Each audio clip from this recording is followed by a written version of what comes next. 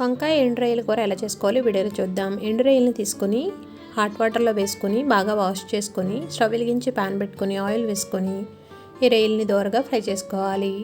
ఇవి ఈ విధంగా ఫ్రై అయిన తర్వాత ఒక బౌల్లోకి తీసుకొని మిర్చి ఆనియన్స్ వేసుకొని బ్రౌనిష్ వచ్చే వరకు ఫ్రై చేసుకోవాలి.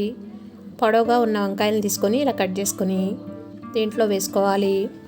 పసుపు కళ్ళుప్పు వేసుకొని ఒక 5 నిమిషాలు మూత పెట్టుకొని మగ్గనివ్వాలి. ఇవి ఈ విధంగా మగ్గిన తర్వాత 2 టమాటాలు కట్ చేసుకొని వేసుకొని మరో 2 నిమిషాలు టమాటాలు మెత్తగా మగ్గనివ్వాలి. ఈ విధంగా మగ్గిన తర్వాత రొయ్యలు వేసుకొని 2 స్పూన్ల కారం వేసుకొని బాగా కలుపుకొని 2 నిమిషాలు ఆయిల్ సపరేట్ అయ్యే వరకు కుక్ చేసుకొని 2 గ్లాసుల వాటర్ని యాడ్ చేసుకోవాలి. 10 నిమిషాలు మూత పెట్టుకొని కుక్ చేసుకోవాలి. కరివేపాకు వేసుకొని స్టవ్ ఆఫ్ చేసుకోవడమే. టేస్టీగా వంకాయ ఎండు రొయ్యల కూర రెడీ.